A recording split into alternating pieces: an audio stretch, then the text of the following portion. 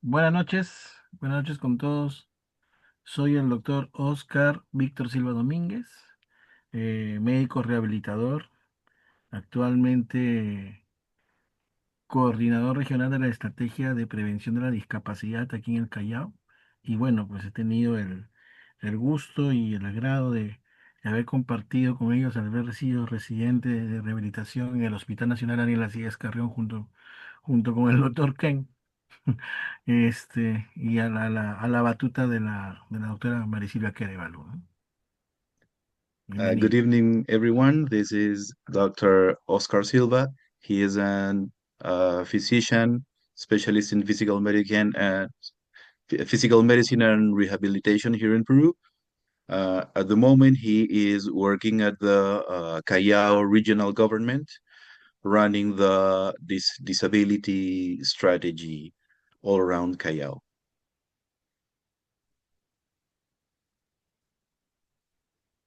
Great. And I know we have Ale and Luz, who will be also chiming in as well with your questions that you guys may have, as well as some parts of this presentation. So without further ado, I'll go ahead and get started. It'll be a quick overview of what we do, but we want to focus this evening on any questions that the audience may have on our collaboration together. And I think it's just a testament that we have so many people on this call right now that are part of this organization that support each other and collaborate. So I'm very excited for the discussion tonight. Sin más preámbulo, vamos a empezar con la presentación que hemos estado anhelando tenerla desde hace mucho tiempo y están muy emocionada. Eh, si es que hay alguna pregunta, la pueden hacer sin ningún problema. Alrighty. Okay. All right. So why does this matter? I think a lot of times when people think of global health, they immediately think of emergency medicine or OBGYN or infectious disease. But there is, a need for rehabilitation worldwide. As you can see, in terms of global burden of disease, about 1 in 3 people are in need of some sort of rehabilitation. And 2.5 billion people contribute to around 310 million years of years lived with disabilities, which is definitely increased from the 1990s by about 63%, with low back pain being the leading cause of rehabilitation worldwide. And rehab oftentimes is not prioritized, as we know, even in the States, and often under-resourced. Lamentablemente, cada vez que se habla de salud global, se piensa mucho en emergencias y procedimientos quirúrgicos y se deja de lado eh, la parte de la rehabilitación. Sin embargo, una de cada 3 personas en el mundo necesita rehabilitación. Se tiene que 2,5 billones de personas contribuyen a una suma de 310 millones de años vividos con discapacidad a nivel global, lo que ha aumentado en un 63% desde el año 1990. Y la principal causa en el mundo de necesidad de rehabilitación es la lumbalgia, ¿no? Además, tenemos el problema de que la rehabilitación usualmente es poco priorizada y tiene pocos recursos.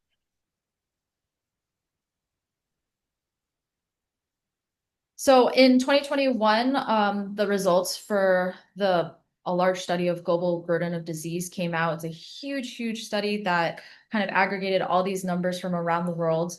And it was determined that stroke in 2050, as well as diabetes, would increase as the leading cause of global causes for disease burden worldwide, where we have also low back pain also increasing in the ranks, as well as other musculoskeletal disorders, where previously in the ranking for leading causes of disease burden, it was far lower.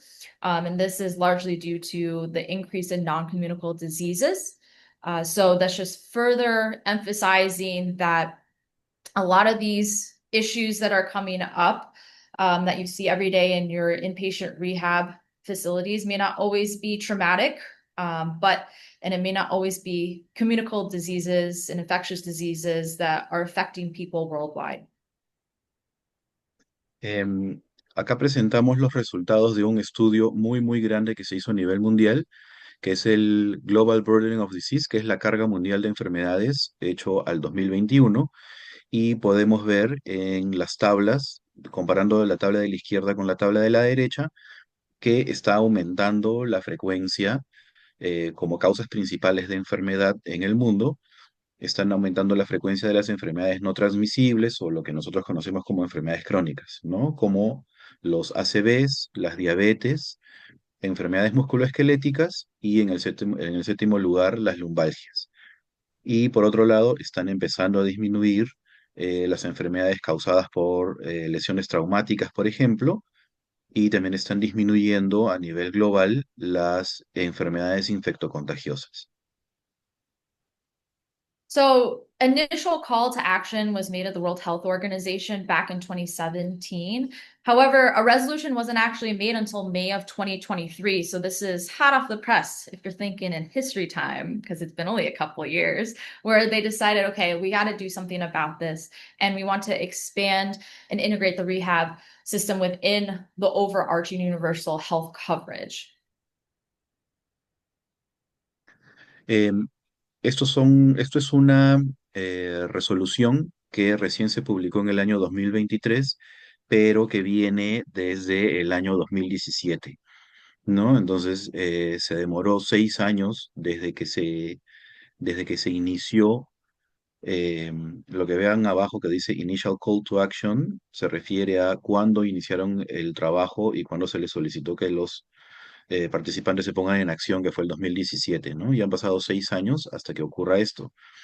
Y eh, el objetivo es sacar documentación que fortalezca la parte de rehabilitación en los sistemas de salud. Essentially, they made the 2030 rehabilitation areas of action that encompass 10 areas, specifically leadership, planning and implementing rehabilitation early on, even in emergencies and disasters, integrating into the healthcare sector, and universal health coverage. Uh, I'm sorry, could you go to Mhm. the previous Yep. things? Mm, eh, entonces, en este programa de rehabilitación al 2030 hablan de tres áreas para la acción, ¿no? Que incluye liderazgo, planificar e implementar la parte de rehabilitación, incluyendo emergencias y desastres, integrarse al sector salud y que forme parte de la cobertura universal de salud. And then the other 6 areas were analyzing how they can put this in service in delivery of these models, as well as in enforcing more finances to be funneled into this area, as well as the workforce and health information systems, and also bolstering up the research within the area of rehabilitation, and also identifying networks and partnerships to really get this moving and off the ground. So a lot of moving parts. Y continuando con estas 10 áreas que se deben de fortalecer, tenemos también mejorar las formas en las que se entrega o se brinda la prestación de salud en el área de rehabilitación, incluyendo en el primer nivel de la atención. Mejorar también la fuerza de trabajo, ¿no? La parte de recursos humanos y personal, mejorar el financiamiento de la cobertura de rehabilitación para que forme parte de los sistemas de cobertura universal de salud, implementar también buenos sistemas de información con estadística permanente y rutinaria y que se pueda hacer para, de- en base a esa información que sea confiable y que sea adecuadamente registrada, poder hacer, poder tener una capacidad de investigación y además generar lazos de trabajo y sociedades. So at about 2 months after that resolution was made with the World Health Organization, the World Rehab Alliance was formed, that comprised of many stakeholders and other advocacy groups to really implement the Rehabilitation 2030 initiative. Entonces, luego de esta resolución de la OMS del 2022, se lanzó esta iniciativa que se llama Alianza Mundial para la Rehabilitación, que se fundó en el año 2023 y está proyectada hacia el año 2030. And essentially, they've also developed material that's easily downloadable off of their website as well to kind of go step by step of how to start formulating and assessing your certain area and collecting that data to then create a plan and how to implement that and then further act on that to increase rehab within the larger sector in your government system and on the ground level as well. Y acá lo que presenta es un plan de trabajo para poder implementar todas estas medidas y ofrecer a nivel de todo el sistema de salud un plan de trabajo organizado, que está organizado, como podemos ver acá, en cuatro fases, ¿no? Que empieza en la evaluación y termina ya con la fase de tomar las medidas y acciones que se deben de implementar. So all of that to say is that you could have a really top-down approach into creating large systemic change that many of these countries right now, this map shows about 30 countries, but it's up to 72 now, where they're trying to use this to implement rehabilitation and achieve those 2030 areas of rehabilitation goals. Acá se presenta un mapamundi en el que se aprecian los países que están empezando o que ya están tratando de implementar estas medidas con el objetivo de alcanzarlos hasta el año 2030. Actualmente son más de 70 países los que ya empezaron con esta iniciativa. Y todo este material, me olvidé decirlo, está descargable en la página de la OMS. So essentially, we have these top-down approaches, but you also have these bottom-up approaches. And we can debate all day about which is the best way to go about this, large systemic change or more grassroots initiatives. My humble opinion, my naive humble opinion is I think it's a combination of both. And so hopefully this presentation will give you a little bit of tidbit here and there for you to explore later on. Bueno, entonces, en base a las 10 áreas que vimos anteriormente, lo esencial son estas áreas que se están trabajando actualmente y que hay diferentes maneras de abordar cómo mejorar el sistema de salud en el área de rehabilitación. Pero la verdad es que no creo que exista, humildemente no creo que exista un método que sea 100% efectivo o infalible, sino que más bien es una combinación de distintos abordajes dependiendo de las necesidades de cada uno. So I like to always break it down to the most simplest way of looking at it. One, you have to have a good network when you're trying to do any sort of community initiative, whether it be in the States or abroad. Having a good network. Big thing is having community buy-in, understanding your available resources, having a sense of humility because you don't know what things are in the culture of any situation right away. And it's always dynamic, it's always changing. To always be flexible and to always have a sense of curiosity as you're going into any sort of initiative that you're doing. Y yo considero que la forma más simple y más básica de empezar es teniendo en cuenta estos 6 principios. Primero es que hay que tener una buena cadena de relaciones. En segundo lugar, se tiene que integrar a la comunidad para que la comunidad participe también de este proceso. Se debe de tener con todos los recursos necesarios, todos los tipos de recursos necesarios. Se debe de trabajar siempre con humildad, ser flexible porque en el camino pueden ir cambiando las realidades y hay que ser flexible para ir adaptándose a eso en el tiempo y tener siempre curiosidad para darse cuenta y tratar de darse cuenta y preguntarse qué es lo que está pasando y cómo se puede mejorar algo. And so now the moment we've all been waiting for and why everybody's here, we're going to talk a little bit more about dreaming and working together and this amazing collaboration that many of us in Connecticut have been able to come together and work with. I like to call our sister hospital down in Peru. Um, and we'll talk more about that. So I'm going to go ahead and have Dr. Sitharama just touch a little bit more upon the start of dreaming and working together, and a little bit of that history. And Paul, feel free to chime in as well. Thank you, Priscilla. But dreaming and working together was the dream of Hernando Garcia. He was working in the medical records department at Hartford, was collecting recyclable bottles and cans, collecting money by recycling them, and then heading back to Peru, Lima specifically, and using the money to buy equipment and items for hospitals, especially Carry On Hospital. Um, he started doing this around 2005. Bueno, la iniciativa de Dreaming y Working Together nace aproximadamente en el año 2025 con la idea de Hernando García, que era un empleado del Hospital Hartford en Connecticut. Y que él había trabajado durante más de 20 años en ese hospital. Y lo que hacía era recaudar fondos, tratar de recaudar fondos para traerlos a Lima. Inicialmente lo que hacía era básicamente trabajo de reciclaje, recolectaba latas y botellas para reciclarlas y así poder recaudar fondos que inicialmente fueron destinados para comprar ventiladores, aires acondicionados o algún otro equipamiento para diversos hospitales de Lima.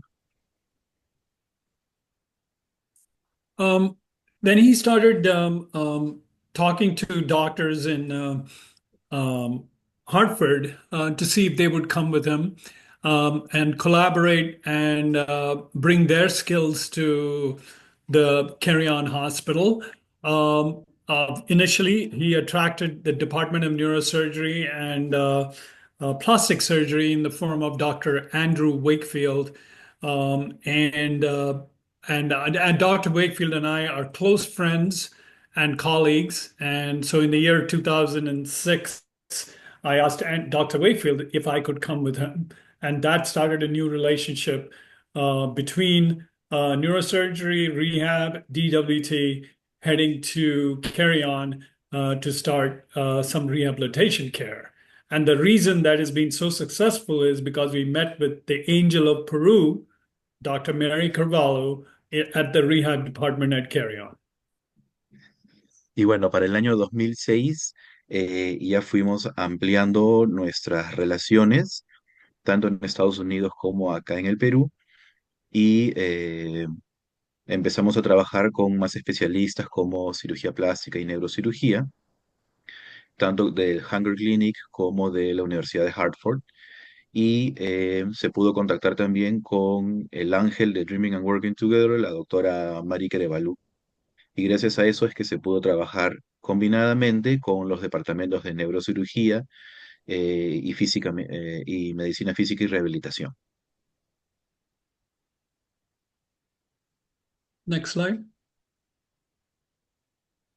And at that point, when I met Dr. Mary Carvalho, when I was in her outpatient department, every second patient I saw was an amputee. They did not have access or the monies to get prosthesis. As a physician in Hartford, I developed this relationship with Hanger Prosthetics and Al Masunas. So when I came back in 2007, I asked Al if he'd go out with us to Peru. And I didn't realize in the USA, all the old prosthesis and equipment is put away in a warehouse and cannot be reused. So Al said, we have a lot of materials that we can take back to Peru. And that started a new phase of our amputee program in Peru. So Al came with us in 2007, and I think the first trip he saw 6 to 10 patients. Menciona que la primera vez que vinieron no todos los pacientes eran pacientes con amputaciones, pero aproximadamente la mitad de los pacientes lo eran, y ninguno de ellos tenía ni el acceso para ingresar a un programa de amputados, ni los recursos económicos para luego poder adquirir una prótesis. Entonces, cuando regresó a los Estados Unidos, estuvo conversando con su amigo Al acerca de todas las prótesis usadas que ellos tenían almacenadas en un depósito y que no podían volver a ser usadas. Conversaron sobre el tema y al año siguiente, cuando retornaron al Perú, empezaron a traer estas prótesis para ser entregadas a los pacientes. Our collaboration expanded. We started taking physical therapists from Hartford Hospital Rehab Network and started educating folks. We started taking doctors, physical medicine doctors with me. And we started also seeing Dr. Andrew Wakefield's postoperative patients while we were in Peru. And then subsequently, we expanded it to pediatric rehab with Kim Hammersmith and her team. Um, and we were doing some booming business with Paul Armstrong joining along with Al in around 2012, I think it was. And we were seeing more than 60 to 100 patients a visit and fitting them with prosthesis. In 2019, I was a member of the Cheshire Rotary, and I applied for an international grant to develop sustainable amputee care program for the underserved and underinsured in Peru. We raised more than $65,000, and it was a 2-year grant which was extended because of COVID, and we have successfully completed the grant last year. Luego de ello, could you go back, please? Thanks. Luego de ello, empezaron a ampliar su base de trabajo y de relaciones y gracias a ello empezaron cada vez que venían en las misiones, empezaban a traer personal en entrenamiento y también profesionales ya calificados, ya especialistas, para trabajar en el Carrión en las misiones que venían, ¿no? Y con eso se logró que cada vez vinieran más y más participantes de un año a otro. Además, en el año 2019, el doctor entró al Rotary Group y logró un financiamiento de más de $65,000 para la adquisición de todo el material que traen todos los años acá, y que era un financiamiento que iba a ser dividido en 2 años, ¿no? Pero a consecuencia de la pandemia eso se detuvo y en lugar de 2 años, bueno, se tuvo que ampliar la duración de los fondos. Priscilla, you can take it from here. Thank you. Alrighty. So essentially, we go down in the last week of March, and we use a lot of prosthetic componentry, and we do a lot of socket making for a lot of these individuals who sometimes have gone without a prosthesis for quite a while, and some of those who need a new prosthesis because they've used theirs and worn them down to the ground, essentially. As physiatrists, we do a lot of the skin evaluations. We also help out with the PTs in terms of looking at their gait and assessing if there needs to be any further adjustments to the prosthesis. We also do some outpatient MSK evaluations. We do teaching and also learning, collaborative learning with the PM&R residents down there. And we also do inpatient rounding with post-stroke patient, the post-op spinal fusion patients, as well as we had seen a disorders of conscious patient as well last year. And then I'd love for Steve and Paul to chime in on how they've been training the prostheticians down there and everything that goes into that aspect as well.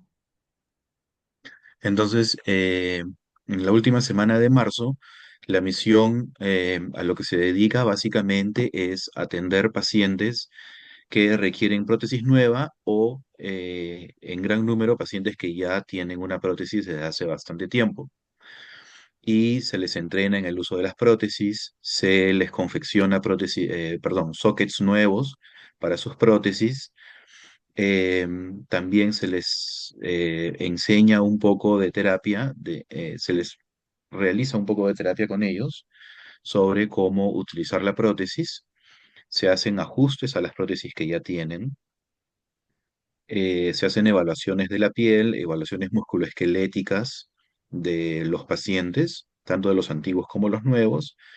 Se hace un poco de docencia y todo el equipo también, siempre que están acá, aprenden cosas nuevas.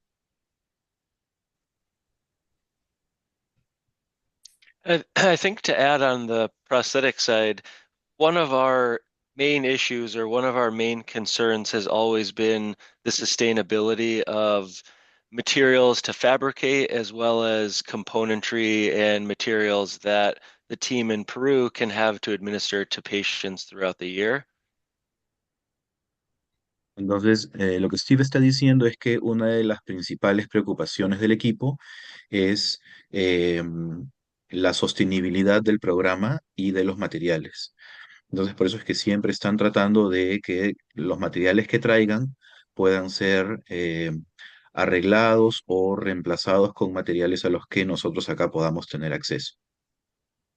So we've developed over years a technique that is sustainable in the sense that the materials are um, easily found and easily resourceable throughout the world, and that is the creation of the fiberglass sockets.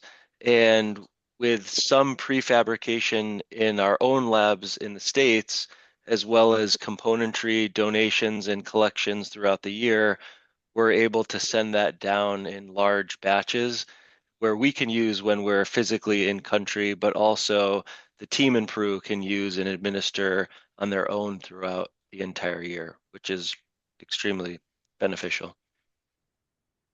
Entonces, gracias a las actividades que realizamos en los Estados Unidos, a las relaciones y a las colectas que se hacen, se logra juntar material que se envía previamente acá al Perú en paquetes y que luego pueden ser usados cuando ellos vienen en las misiones, ¿no? Como el material para confeccionar los sockets de fibra que se hacen acá, que es un material eh, más cómodo, ¿no? Y que puede ser utilizado acá y puede ser reemplazado también fácilmente. And I think one last thing that I would like to add is the number of patients that are seen throughout the week, in any sense, whether it's seen anywhere in the world, in the United States, in Peru, is a lot. And I think it wouldn't be right to not mention the hard work and effort that goes on Dr. Mary's side and her team as far as prepping the patients and prepping all of the amputees with stretching, range of motion, strengthening, because when we show up, those are things that we don't necessarily have to worry about. So I think a lot of the success that we have is not only through the collaboration of what we're doing here and what we're sending, but 100% on the Peruvian team of what they're doing in the months leading up to this in the community that they've built with their patients and their therapists and their doctors to create a very, very well-rounded team to just improve patient outcomes, which is beautiful to see.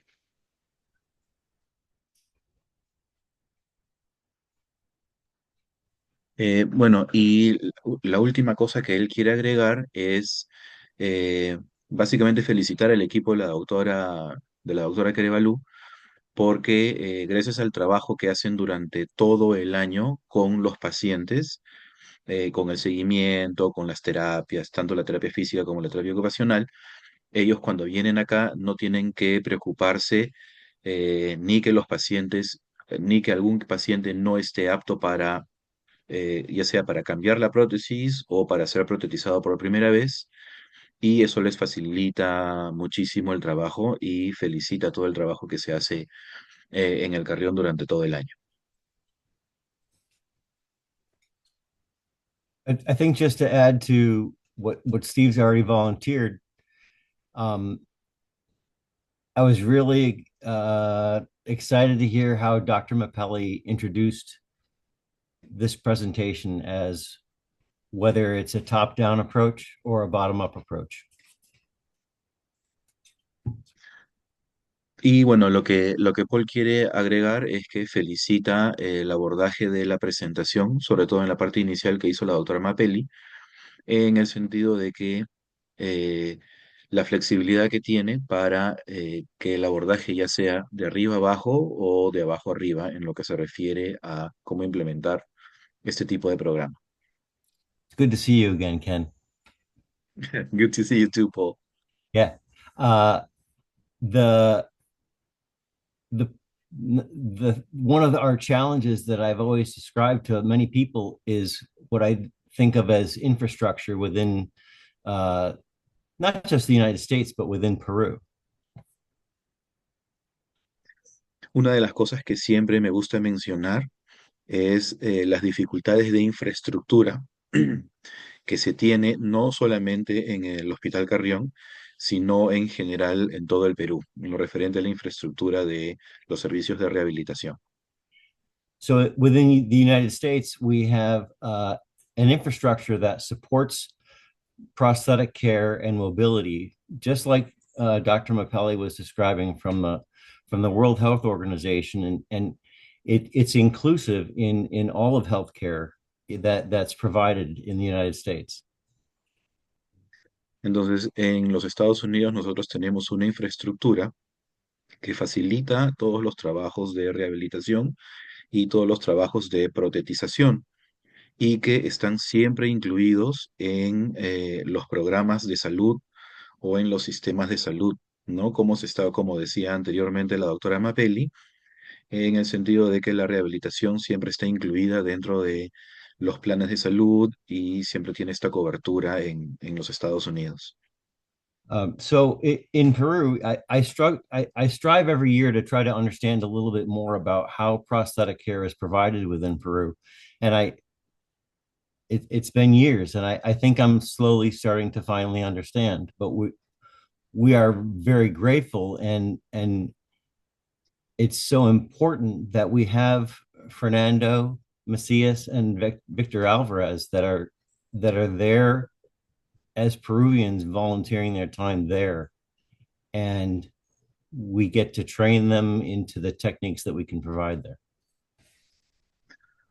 Y en todos estos años que viene trabajando acá, agradece que estén presentes en el hospital tanto, I'm sorry, what were their names?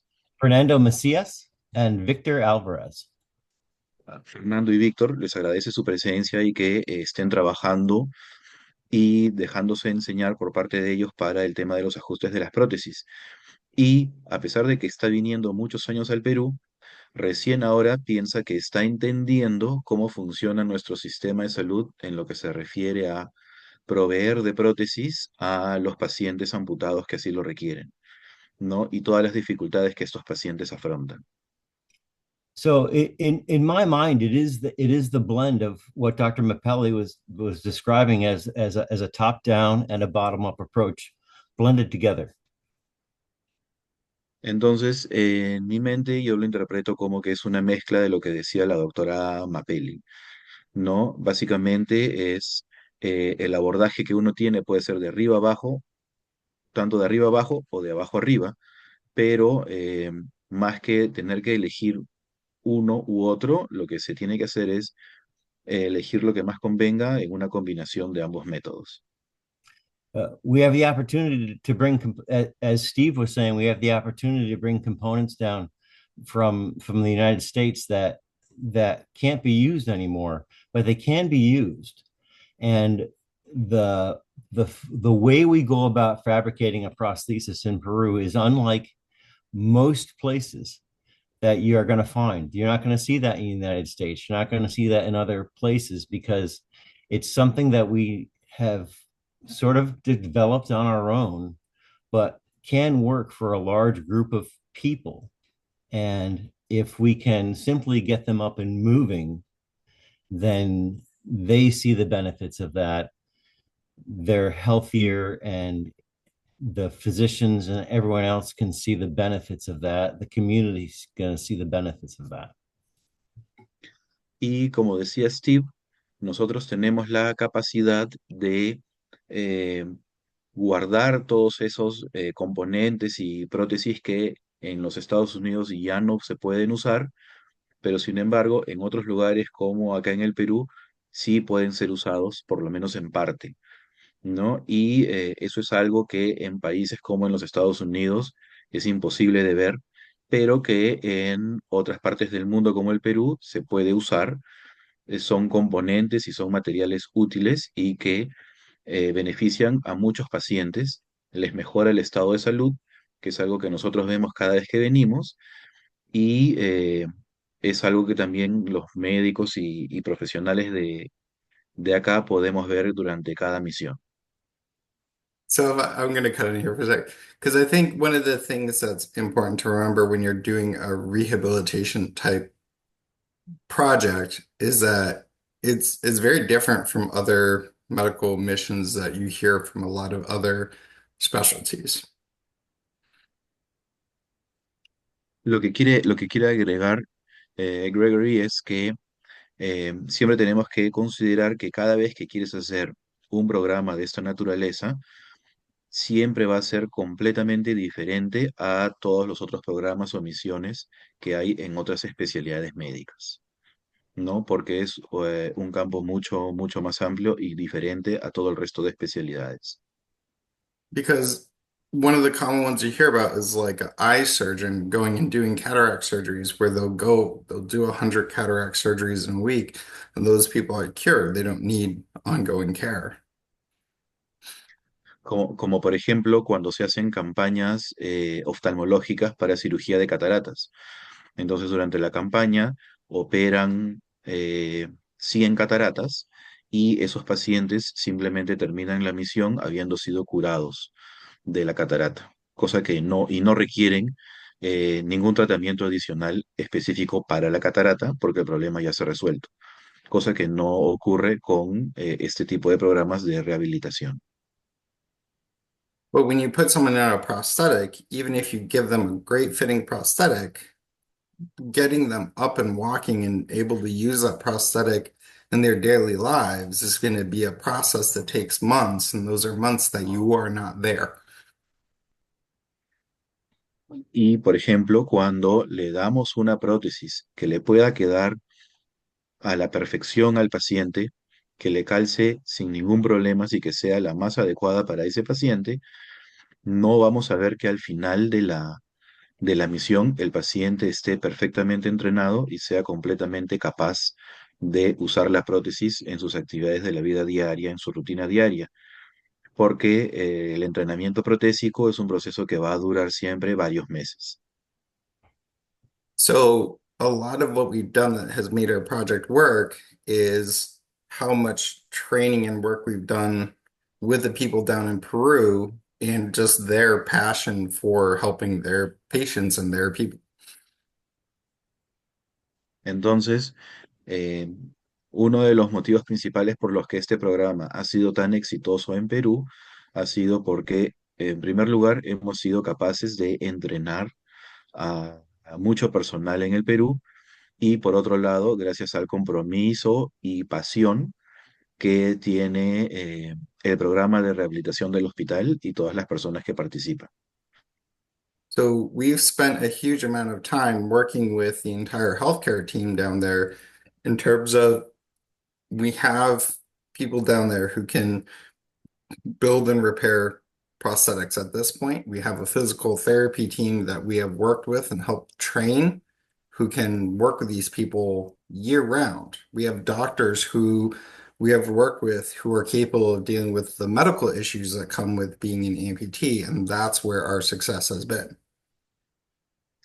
Y entonces, después de todos estos años, tenemos un equipo muy grande de personal bien entrenado que son capaces de arreglar, refaccionar y cambiar componentes de las prótesis de los pacientes cuando así lo requieren. Por otro lado, tenemos un grupo de terapeutas que también están bien entrenados en todo lo referente al trabajo protésico, al entrenamiento protésico, y también tenemos un equipo de médicos que además son capaces de abordar no solo los problemas relacionados a la rehabilitación protésica, sino también a los otros problemas de salud que los pacientes puedan llegar a tener. Y gracias a este equipo multidisciplinario y bien formado, es que este programa está siendo tan exitoso. So, as much as we go down for 1 week a year, our mission is all year round, and that's what we have to anticipate. Entonces, por más de que nosotros vayamos a Lima solamente durante un mes, en realidad el trabajo que realiza la misión completa es a lo largo de todo el año. That was my little tidbit. That's all, but that's what I had. Thank you, Dr. DeGrucci. I wanted to add something to what Dr. DeGrucci said, if you don't mind. That whole thing about sustainability was education. Y el doctor quiere agregar que eh, el punto principal de la sostenibilidad de este programa ha sido la educación. And I have to give hats off to Ken Bruno and his team from a physical therapy standpoint. Quiere también agradecer y felicitar al equipo de terapeutas dirigido por Ken Bruno. Paul Armstrong, Al Masunas, Steve Cherry, and their team from a prosthetic standpoint. Desde el punto de vista prostético, a Steve Cherry, a Paul Armstrong, and who else, doctor? And Al Masunas. Y Alma Zunas. And very important person who actually organized some of these teaching courses and classes and certification who's on this call today and also represents University of Hartford is Duffy Felmley, and he was a big part of this education plan. Y una persona muy importante que ha estado en la organización de este programa y ya forma parte, una parte muy importante de la Universidad de Hartford. Hartford. What was the name, doctor, please? Duffy Felmley. I'm Duffy. sorry? Duffy. Duffy? Yes. Thank you. Gracias. Great. So I will end the presentation right there. There are a lot of residents on the call that I know of, and then also a couple of residents from Peru. So I'd like to open up the floor first to Dr. Mary if she has anything that she'd like to talk about her experience through this 20-year collaboration, and then we could move it on to a question and answer between the residents as well.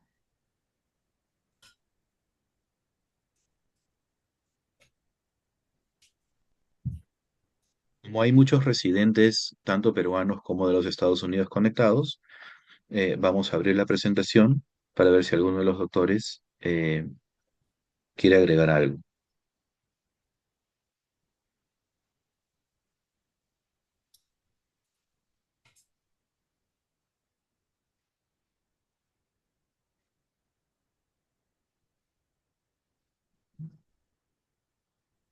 Bueno, yo primero quiero, este, hacer memoria de todas estas misiones que han venido aquí al Hospital Carrión, ¿no? Desde, sé que tiene más tiempo, yo le he podido disfrutar 3 años, perdón, de los cuales ha servido mucho, sobre todo por el tema que, justamente lo que mencionaba, ¿no? Aquí en nuestro país, más aún en Callao, en la región Callao, existen muy pocas personas con las posibilidades de poder gestionarse ellos mismos una prótesis, ¿no? Eh, Tenemos que tener en cuenta que aquí en nuestra región, em, la mayoría de personas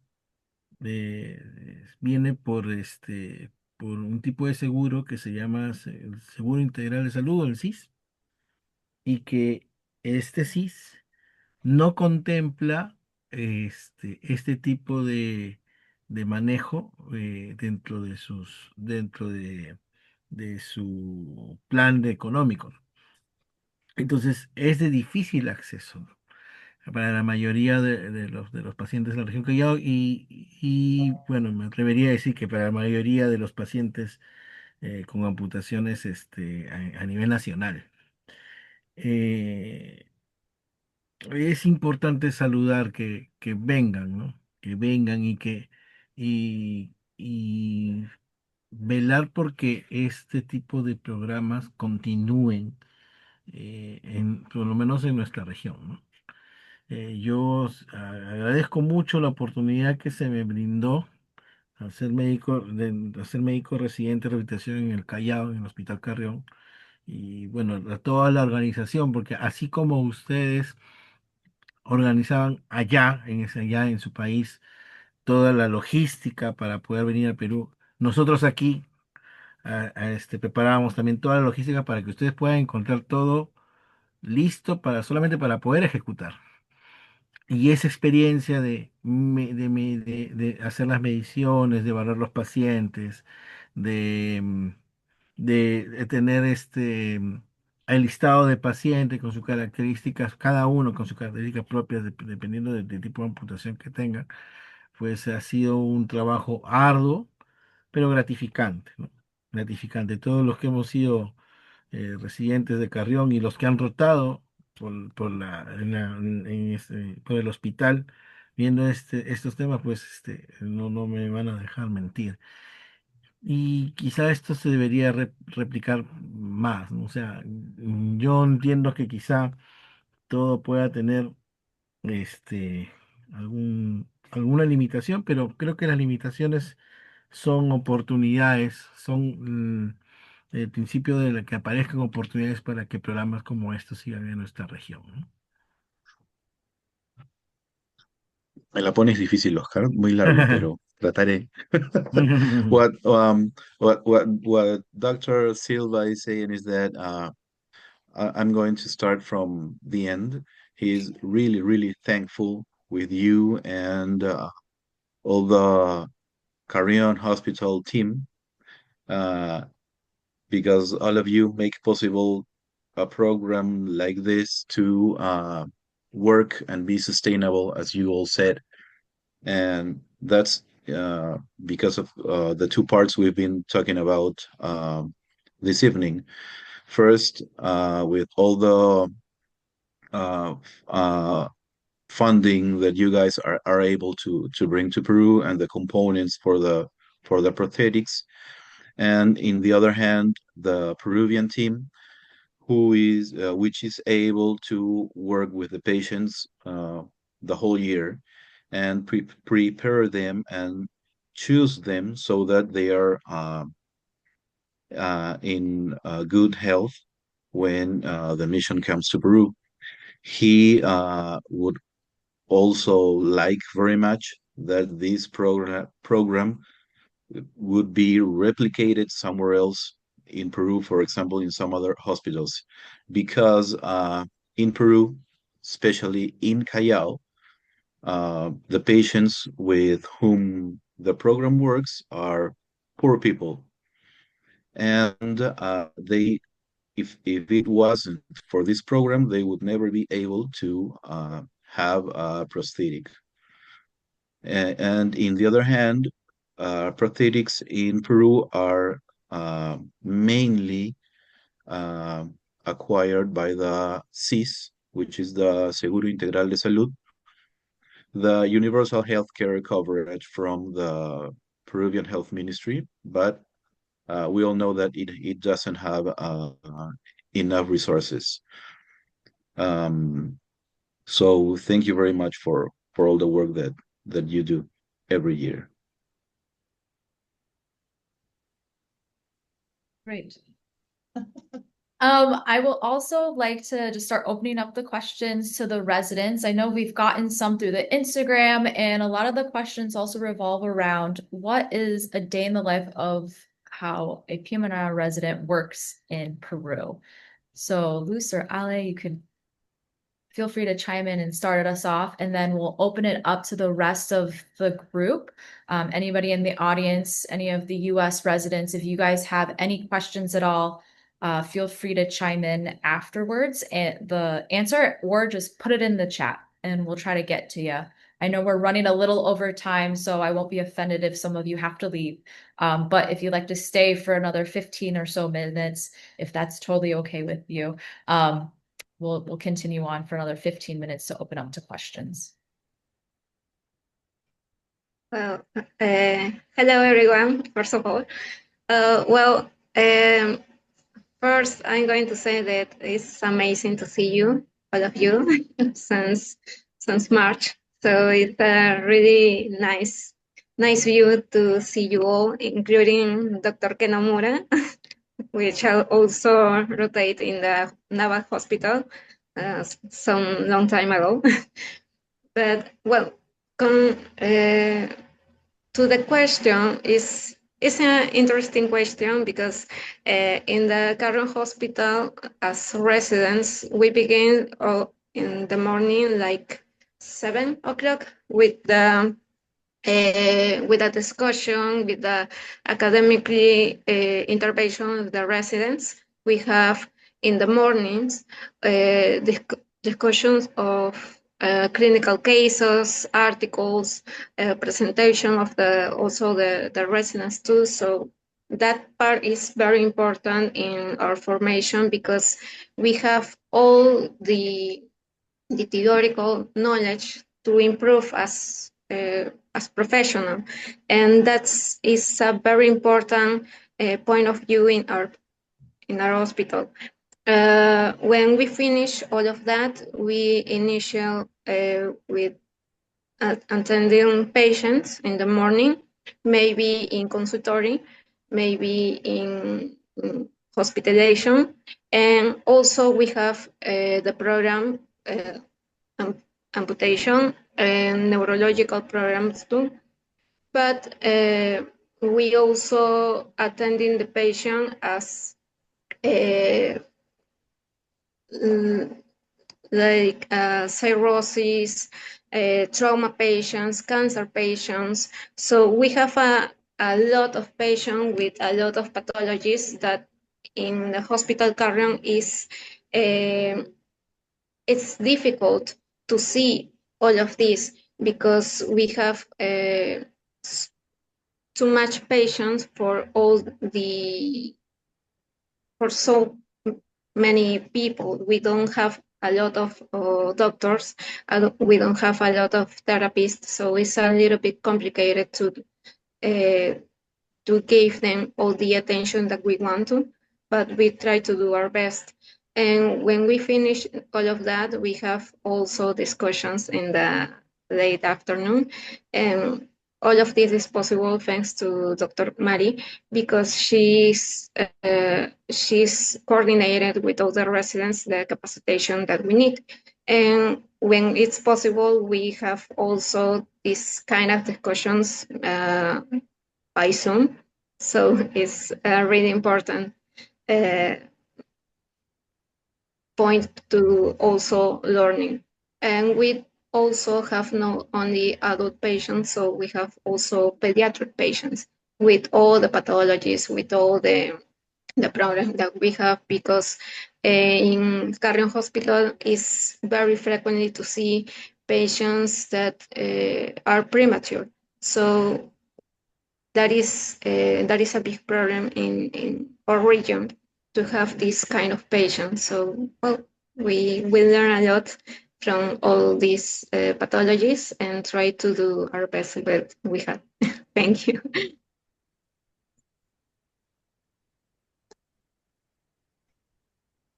Great. There's a question in the chat and they're saying, in March, have medical students ever accompanied the residents and program abroad? So Dr. DeGrucci was actually one of the medical students back in the day who did, and I'll let you take that question quite quickly and then we can move on to the next one. So I actually went down as a third and fourth year medical student. It was actually the thing that got me into being in PM&R. That said, more recently, we did bring down Dr. Mapelli, she was our first resident that we ever brought down. And then next year, we are planning to bring down two of our residents to come down. There are, of course, challenges of like, how do you provide proper support and supervision to residents to be available when they're needed, because myself and Dr. Sitharama, when we're down there, we are all over the hospital. We are on the inpatient side, we are doing prosthetics, we are doing pediatrics, we are doing adult, we're doing outpatient clinic. So we are all over the place. Um, so we definitely want to expand the amount of medical trainees that we have coming. For many purposes, being it's a great experience for one. For two, it's there's a huge international need. And I think that Dr. Mapelli will endorse this is like you just don't realize how big that need is until you go and see what we're able to offer. We have brought down residents. We're trying to expand that program. But again, there are, requirements in terms of like you have to have attendings available when you're starting to do invasive procedures. So Dr. Mapelli, this is actually a great story I love telling is and Dr. Mapelli did just an amazing job when she was down there. We had this young woman who showed up who had already lost 1 foot to diabetes and wounds, and we took her other shoe off. She had a horrific wound. She was on the verge of getting amputation on the other side. And, it was fairly in-depth wound care multiple times a day. And I started with kind of like managing the wound care, and then Dr. Mapelli kind of was able to take over. But you have to be able to provide proper supervision in case thankfully everything went great and her foot looked fantastic by the end of the week, right? But like had things gone poorly, like what are the next steps? What do we do from there? So we do bring down a limited number. We're looking to expand that in terms of medical trainees of different levels. Thank you, Dr. Gerchi. Does anybody have any other questions for the residents?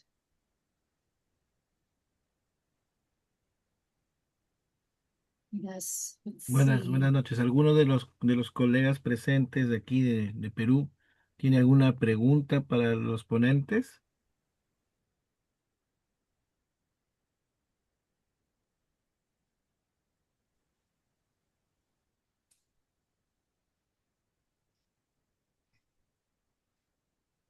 Yes, or any of the residents in Peru, if you have questions about US training or questions for the US residents, feel free to ask away. ¿Algún residente peruano tiene preguntas, ya sean médicas o si tienen alguna duda acerca de cómo es el residentado en los Estados Unidos o de la posibilidad de repente ir a rotar en medicina física y rehabilitación? Muy buenas noches, mi nombre es Guadalupe Cruz. Ah, eh, Primero agradecer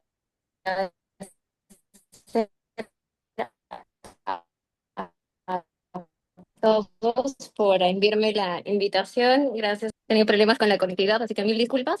Quería primero agradecer por la oportunidad de invitarnos, no solo a residentes del Hospital Carrión, sino a residentes en general de todo el Perú para poder aprender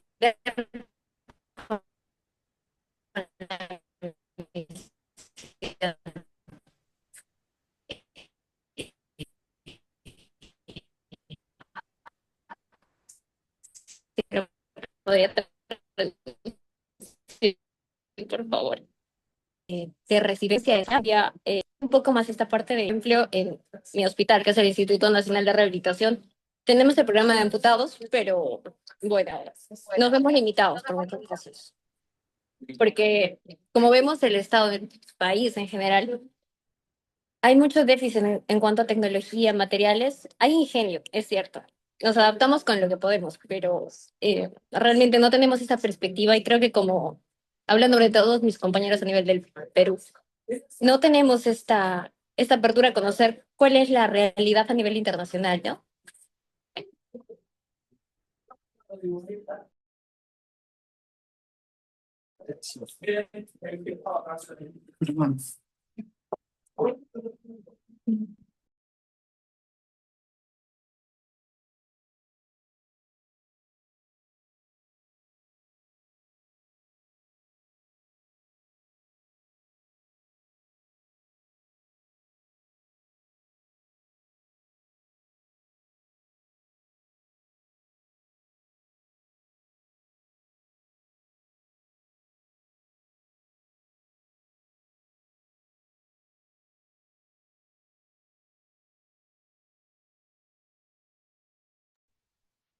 I'm sorry, I lost connection. Uy. I think she's having some issues with her connectivity as well. Um, let's see. While she's figuring that out, any other questions? A ver, Well, she was asking about what is the problems and issues you have in the States. Well, you know that we have problems here about the the access to the sanitary health. But what is the problems that you have in there? Definitely. I think just in general, whenever you do any sort of global health initiative, prior to med school, I was very involved in global health. I was an advisor for Global Brigades. Some of you in this call may have been a volunteer with them in your undergraduate careers. I was there way back 10 years ago when it was first starting out. But essentially, I think a lot of what you learn abroad, you can apply definitely to the inequalities in the States. I think very much so in rural areas where we don't have as many physiatrists available, it's very challenging for individuals who need amputee care to gain access right away, leaving, issues of like contractures or skin issues to go on for far too long. I think in general, also that bleeds into the social determinants of health and how dynamic that is. It's very bi-directional. It's not always like, okay, well, I'm here and I'm in a low socioeconomic status, therefore I am not having access to this. This is something that fluctuates a lot. And all of that to say is that even with primary health care that may not be available to everyone or may not have, people might be uninsured. Things like diabetes, when they go unchecked, you have vascular issues that will lead to more complications that could lead to more disability.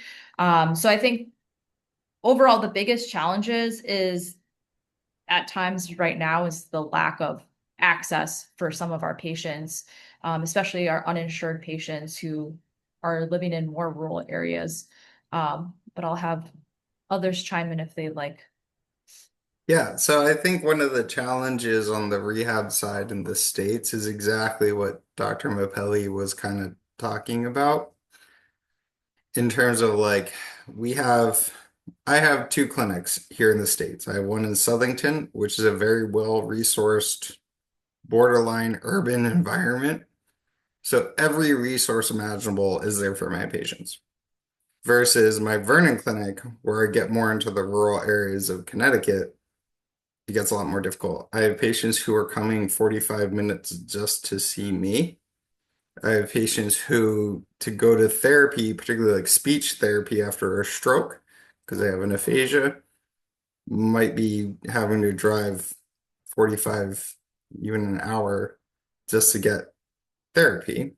So that's a challenge we face here very much as well in terms of like we have many resources, but it's where those resources are for people is a big burden.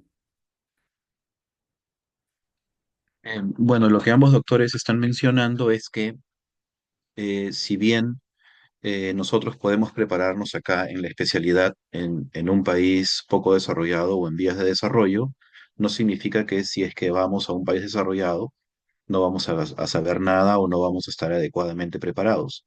Porque desde el punto de vista de rehabilitación, de fisiatría, para poder atender adecuadamente a nuestros pacientes, no se requieren de grandes o muy grandes recursos o recursos inalcanzables, ¿no? Por lo menos para dar el tratamiento más importante y que más requieren los pacientes. Y por otro lado, el doctor De Grucci lo que está mencionando es que él trabaja en dos clínicas en Estados Unidos. Una que está ubicada en un área pudiente, de una condición socioeconómica buena, donde tienen básicamente todos los recursos, ¿no? Y los pacientes tienen buen poder adquisitivo. Pero por otro lado, también hay otra clínica en Connecticut, donde si bien la clínica tiene todos los recursos que se necesitan, los pacientes no siempre tienen los recursos económicos para poder recibir ese tipo de tratamientos con equipamiento muy avanzado, por ejemplo. Y que por otro lado, si bien se pueden contar con todos los recursos en las clínicas en los Estados Unidos, estas clínicas no están distribuidas a lo largo de todo el país. Entonces tiene pacientes que, por ejemplo, para recibir terapia de lenguaje, que no requiere ningún material excepcional, ¿no? Solo para recibir terapia de lenguaje después de un infarto cerebral, por ejemplo, tienen que trasladarse por más de una hora para llegar a la clínica solo para recibir terapia, ¿no? Que es más o menos lo que ocurre acá, que tenemos pacientes, muchos pacientes. Quizá la mayoría se tenga que trasladar en el Perú más de una hora, ¿no? I was telling the Peruvian doctors that if we have to drive or ride on a bus for 1 hour, that means we are close to the hospital. Oh my goodness. I mean, I think it's one of the things that's a feature of rehab because one of the things, we have a residency program and we say that you, as the rehab doctor, are the director of a rehab team. So sometimes what that means is that you need to find where those weaknesses in your rehab team are and go to whatever level you need to go to correct that deficiency. And sometimes that can mean going all the way up to places like state government and executive level for your hospital system and say, we really need resources out here. So on the American side, Dr. Sitharam and I actually do a bunch of work with the Connecticut legislature on working on, it's actually veterans healthcare. But we actually also work in policy because there are times that you're the doctor trying to treat a condition, but sometimes it's also how do I change the environment that condition is being treated in. And sometimes you have to be willing to step into the political and policy arena to be able to really make an impact on that. Lo que el lector está diciendo es que todos los médicos de la especialidad y principalmente una vez que tengamos cargos jefaturales, vamos a tener que ver nuestro programa de rehabilitación y buscar todas las debilidades y todas las deficiencias que tengamos para así poder saber claramente qué es lo que tenemos que mejorar, qué es lo que tenemos que cambiar. Y eso generalmente o muchas veces puede incluir hablar con instancias superiores, como la parte administrativa o ejecutiva de los hospitales o clínicas en los que estamos, y probablemente ir más arriba, ¿no? Como al sector ya ministerial o de la Dirección de Salud, Dirección Regional de Salud.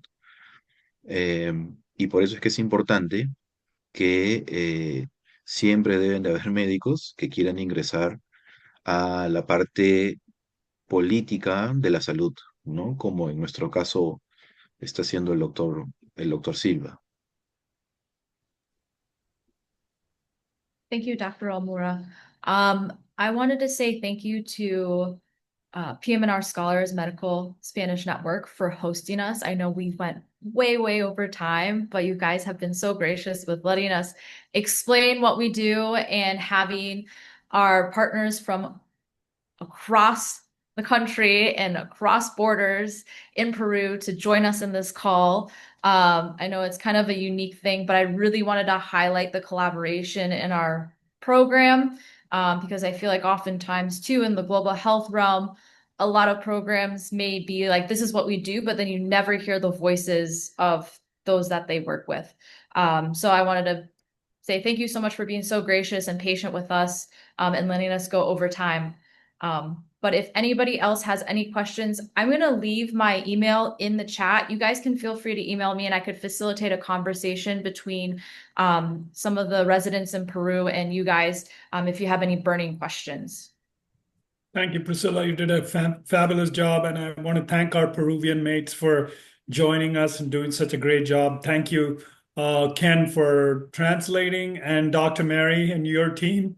You're wonderful. So thank you very much. It was great seeing you all. nos están agradeciendo, tanto la doctora Mapelli como el doctor Citarama, nos están agradeciendo por la presencia. La doctora Mapelli va a dejar en el chat su correo electrónico para que cualquier residente que tenga alguna pregunta la pueda contactar a través del correo electrónico. Y el doctor Citarama, doctora Mari, le está agradeciendo como siempre su presencia y la gestión para esta reunión. Este, podría hablar. Quería decir que si bien es cierto, es necesario que nosotros tengamos la oportunidad de poder asumir responsabilidades de manera política.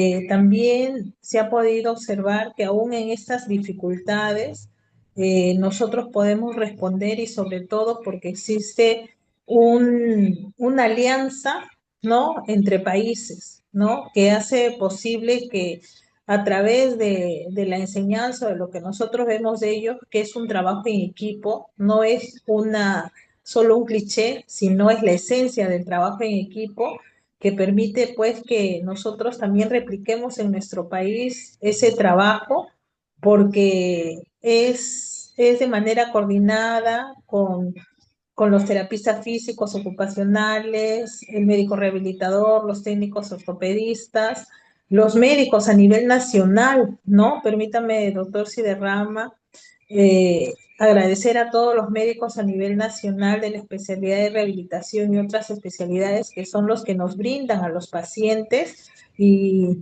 nos confían tanto en nosotros y a través de nosotros en ustedes para poder trabajar con estos pacientes. Ahora que todo ha cambiado y ha avanzado, estamos haciendo la telemedicina. Cuando tenemos la oportunidad de viajar, también captamos a los pacientes. Hemos tenido el reto de protetizar durante la pandemia, ¿no? Entonces, eso es un trabajo coordinado entre países, entre organizaciones, con un solo propósito de reducir la discapacidad. ¿Eso lo podrías traducir, doctor, qué? Y después otro Sí, pedacito doctora. más. Sí, doctora, claro. Um, Dr. Mary wants to thank you again for being part of all of this work.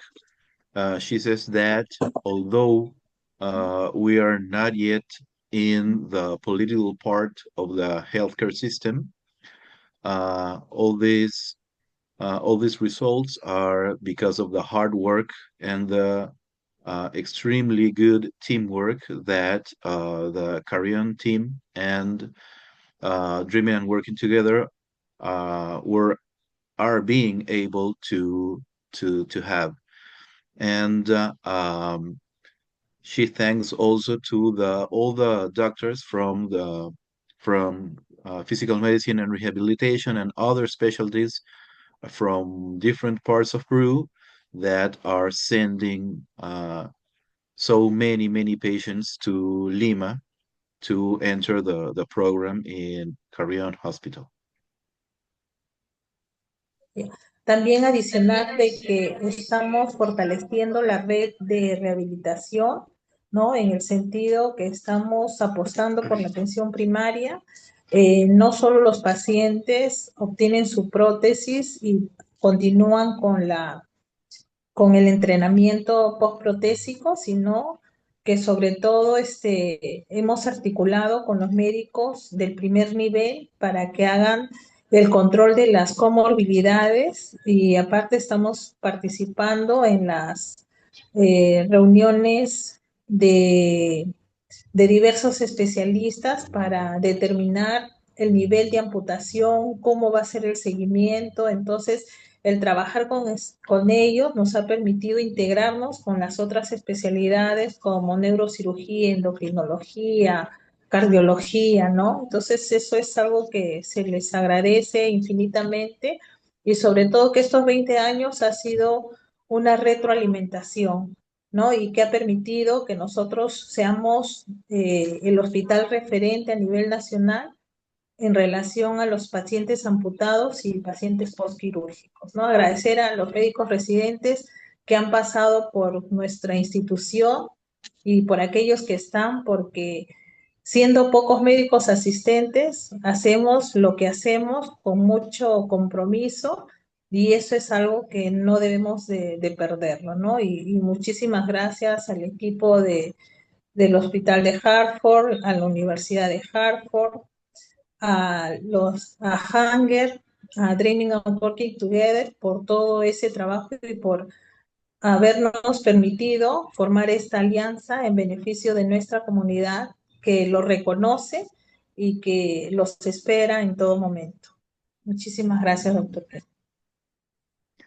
And Dr. Mary is also saying that the networking is getting bigger each time. They are working now with cardiologists, endocrinologists, and other medical doctors in different specialties to manage the comorbidities from the amputee patients.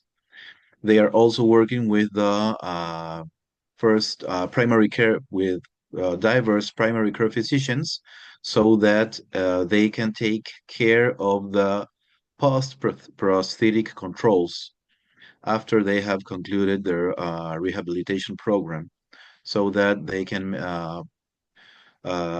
keep up to date with the patients and manage their comorbidities.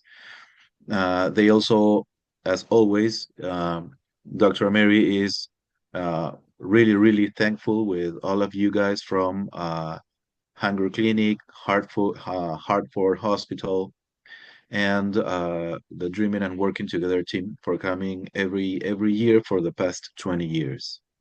And she also thanks all the Peruvian residents, actual Peruvian residents and former Peruvian residents for being such a big support for the attendance because they are just although they are just a few physician attendants, they are able to achieve all these big goals thanks to you and to their residents. Right. Thank you so much, Dr. Mary. And thank you, everyone. I'm going to leave it off to our great hosts for closing out the night, as it is getting pretty late here in the East Coast. So I appreciate everyone else who would stick around on the call and also everyone who stayed but then had to leave. That is totally fine. We understand and we thank you so much for attending. Bueno, la doctora Mapelli dice que ya vamos cerrando la presentación y va a dejar que la doctora Andrea cierre la reunión. Thank you.